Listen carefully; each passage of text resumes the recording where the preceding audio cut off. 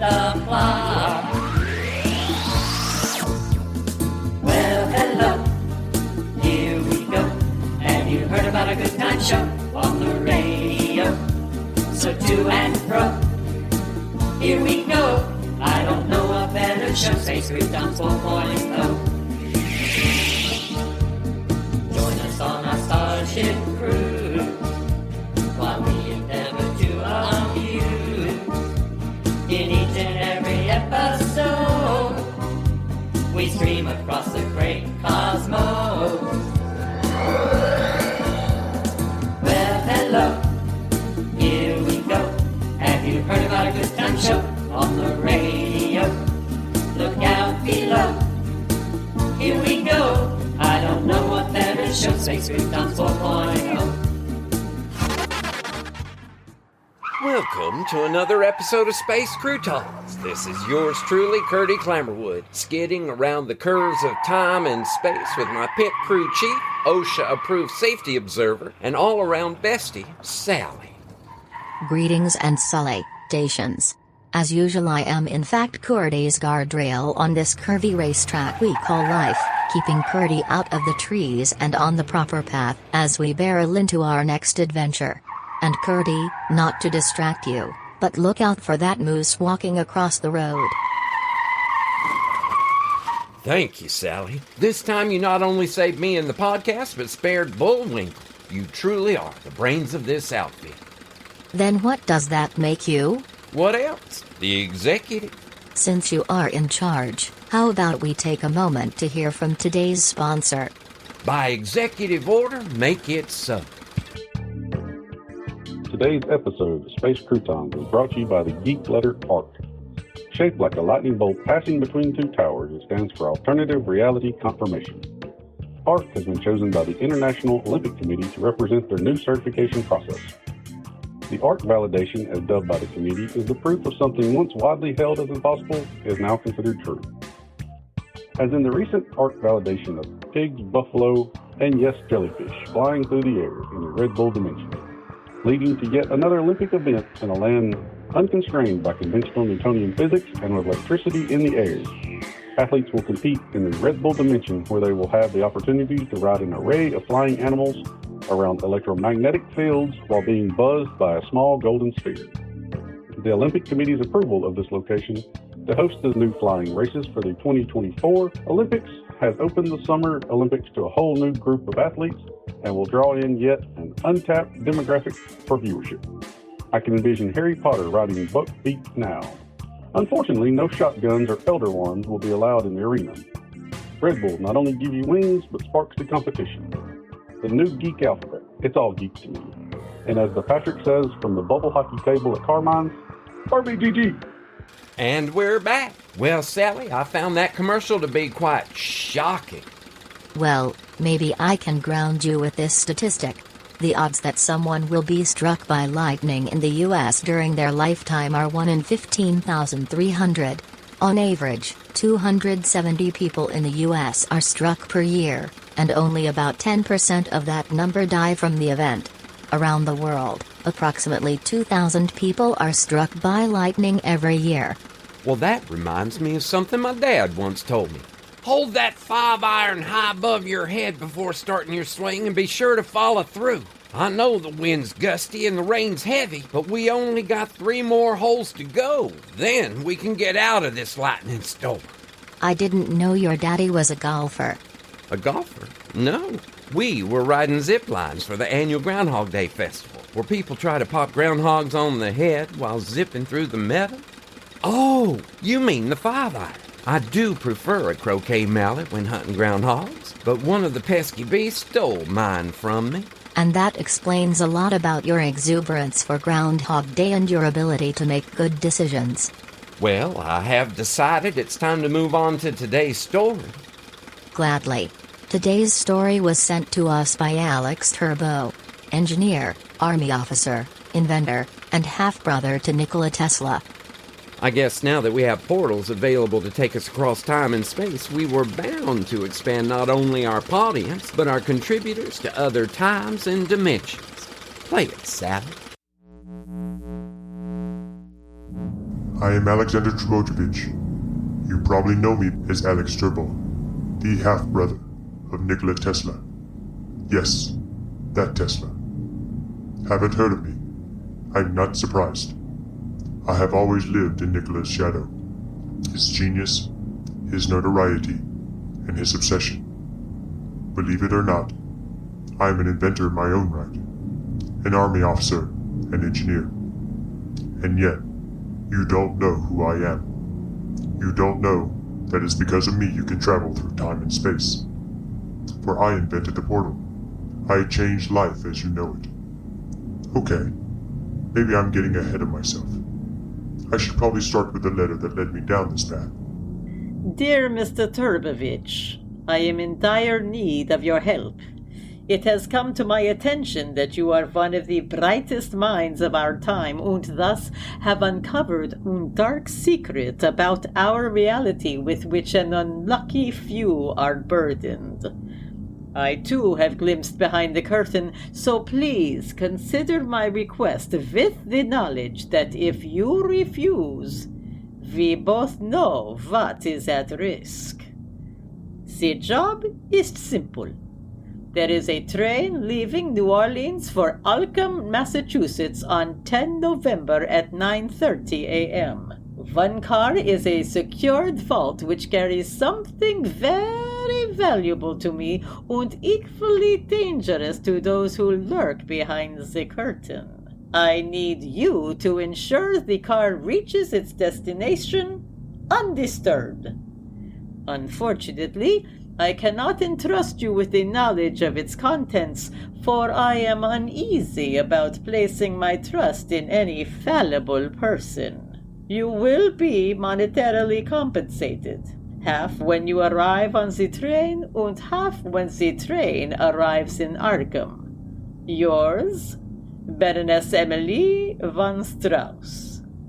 I arrived at the train station where a ticket was waiting for me. Once on the train, I found my sleeping compartment. Inside was a rather nice leather satchel containing, well, more than I normally make in a year. I stowed my luggage, checked my Army-issued .45, loaded and fully operational. Good. I really didn't know what I would encounter on this trip to Arkham, on what turned out to be the turning point of my life. What I did know was that I had a job to do. So I made my way toward the rear of the train. As I passed through the baggage car, with the side door open, allowing sufficient light into the car, I noticed it was full. Steamer trunks, miscellaneous travel bags, crates, and a stack of what looked like restaurant supplies. At the far end I saw what I was looking for. The vault mentioned in the letter. It appeared to be a retrofitted baggage car. I stepped out onto the platform between the cars. The door hinges were heavy duty, and a rather sturdy-looking padlock was through the hasp. So far, so good.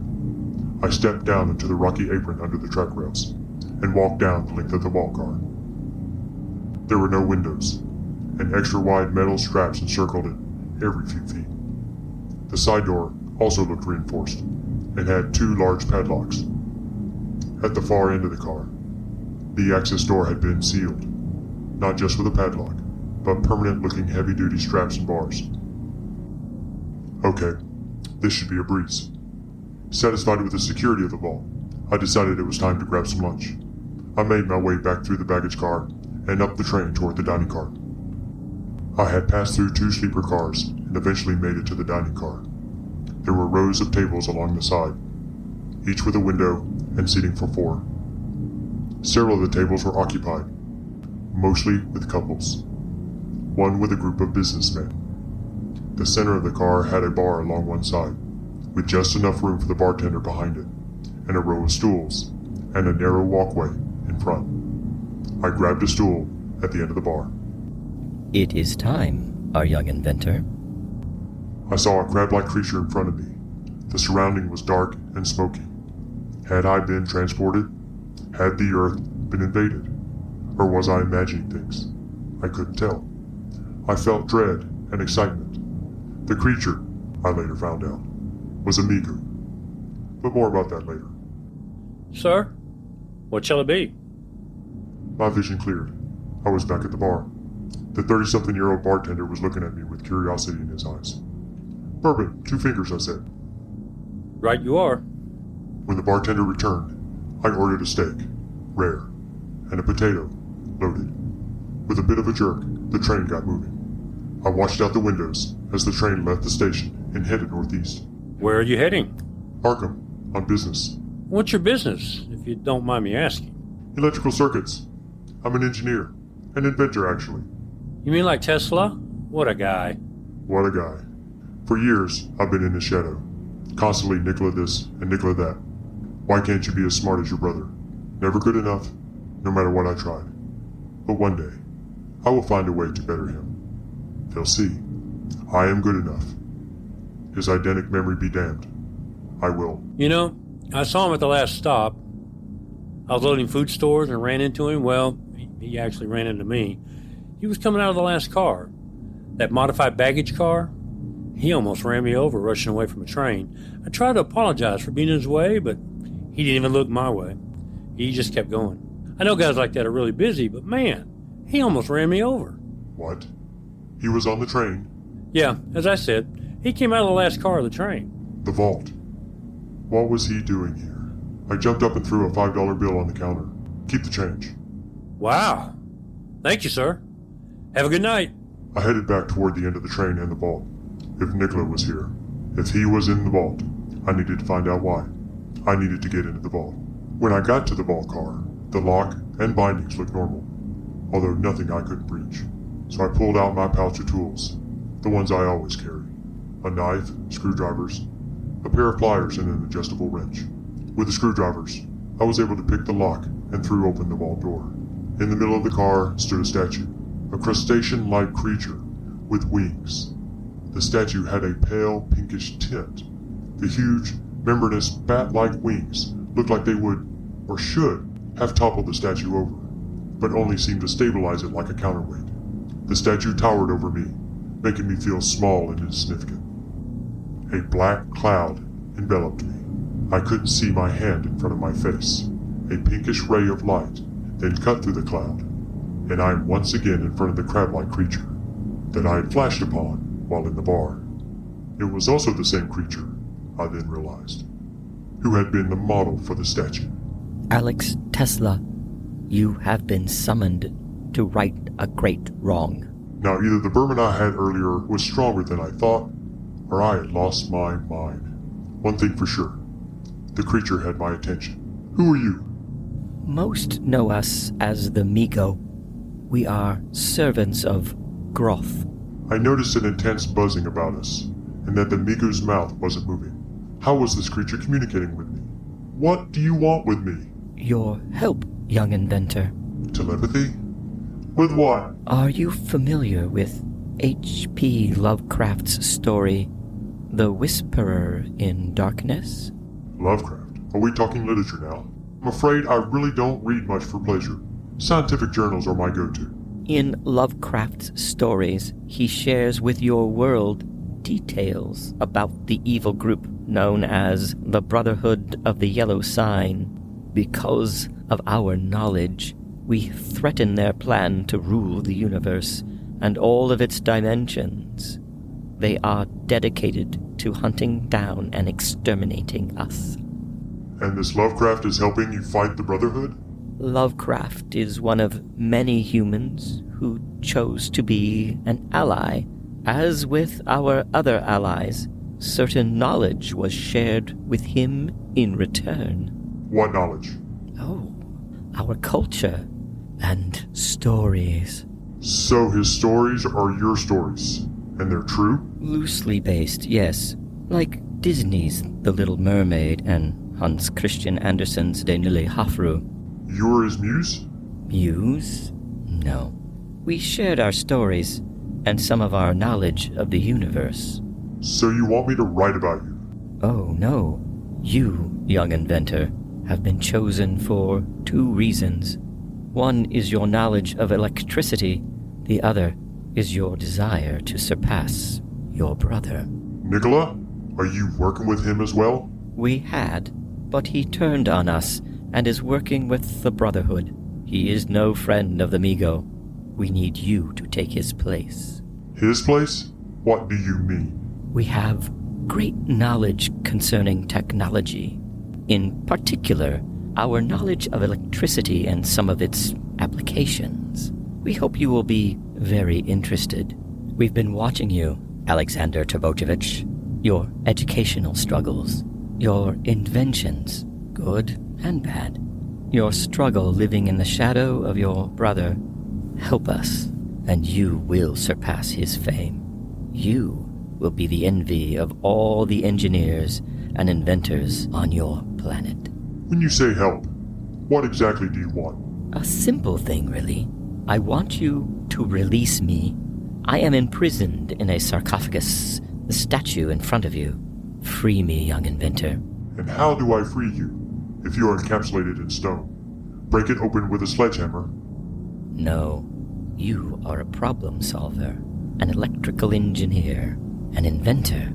The imprisonment is caused by a force field similar to an electromagnetic field. Disrupt the field and I will be free. The smoke around me cleared, and I found myself standing a few feet away from the statue. Well, you are one ugly... Do I free the Migu, or stick to my deal with the Baroness? The Migu offered me knowledge and fame. The Baroness offered me money, and I gave my word. And yet, Nikola was working with the Baroness. Well, that should be enough reason to work with the Migu. And if I'm hallucinating, I will find out pretty quickly that this is just a statue. If not, well, surpassing my brother's fame, now that is true success. I will show them. I will show him. I set to work on the statue. There was a magnetic field around it, but I couldn't find the power source. Of course, Nikola had been working on a way to transmit electricity through the air, without wires. That must be why he was here, to check his implementation. Well, kudos, big brother, but you forgot one thing. Wireless power, and in particular, the magnetic field can be neutralized by a simple device, a Faraday cage. Looking around, I didn't see anything that would be conductive enough to build, or at least cover the cage. Then I remembered the food stores in the previous car. I ran back in there and found exactly what I needed. Heavy-duty aluminum foil. Thank you, dining car. I grabbed several boxes, turned and headed back to the vault and the statue. I wrapped several layers of the foil around the statue and felt the aluminum start to heat up. I looked around and noticed the lights in the train car. The cabling would provide a good ground to dissipate the heat. I was able to connect the cable to the foil, knowing I would need more time to break the field. After a few moments, the statue began to move. A pink aura surrounded the statue, and the Migu stepped out of the aluminum and the field. Oh, free at last.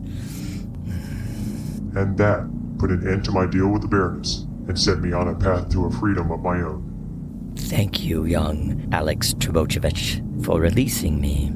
You're welcome.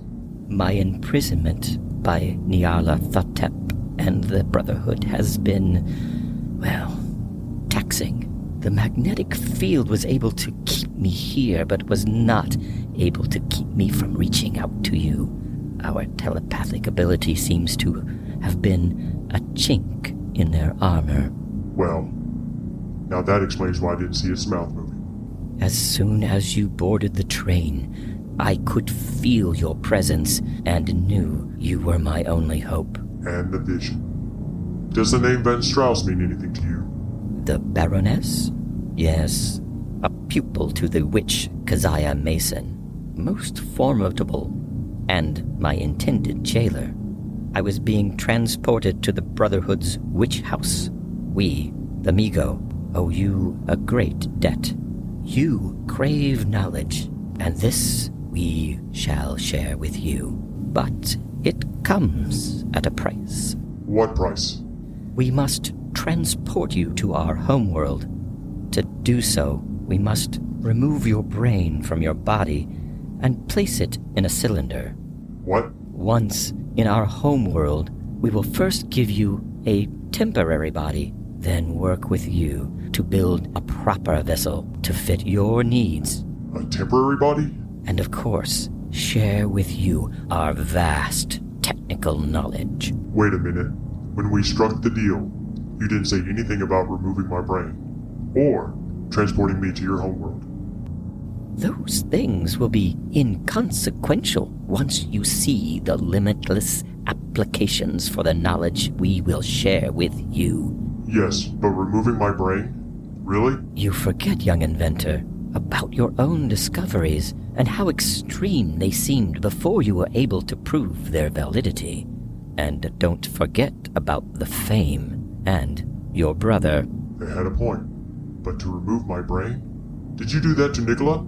We were about to when he joined forces with the Brotherhood. He will never know what he has missed out on. Yes, he will. Because I will tell him. Will I be able to return to Earth? Oh, yes. With our knowledge, you will be able to go anywhere, anytime, and to any dimension that you want. So yes, I took the deal. I've got to say, it was a little strange having my brain removed, but I've learned quite a lot and have contributed to not only the human race, but to all races, all worlds, and all dimensions. I am the reason you have portals, allowing you to travel in time, space, and realities. I am the inventor, nay, the father of the portals, and I told my brother about what he missed by betraying the Meager, but it has proven more difficult to surpass his fame, which is why I am contacting you. You and your podcast will understand my contribution beyond anyone else. Your show has chronicled the portals, their existence, and yes, some of their, shall we say, complications. You must share my accomplishments with your audience. They must know of my gift to them. But I leave you with this warning. The Brotherhood of the Yellow Sign, Nyarlathotep, and the Baroness are still out there. They are attacking the portals and anyone who uses them. And if not stopped, they will rule the universe. Beware of the Brotherhood. Oh, Brotherhood. Okay, listeners, you heard it here first. We've not only learned about the origin of our beloved portals, but that they may be under attack. And I guess it puts Tesla's brother Alex on a whole new plane as well. So please be on the lookout for anything weird and report it here. By sticking together, maybe we can protect each other. And to all our Groundhog Day enthusiasts, the Groundhog Day Queen is watching. So like my dad would say, hit 'em long and straight and try to stay out of the sand traps. And until next time, say it with me, Sally. Keep peace in your hearts until our next story time. Play us out, Sally. So check us out for Score and All. This season brought forth the new spacey Earth leaves on. Oh, where's Space Croutons 4.0? Streaming through the stars in a great big force of 4x4. Now you know, here we go. Tell the world about a good time show on the radio. So join the flow. Here we go. I don't know a better show. We're Space Croutons. We're Space Croutons. We're Space Croutons 4.0.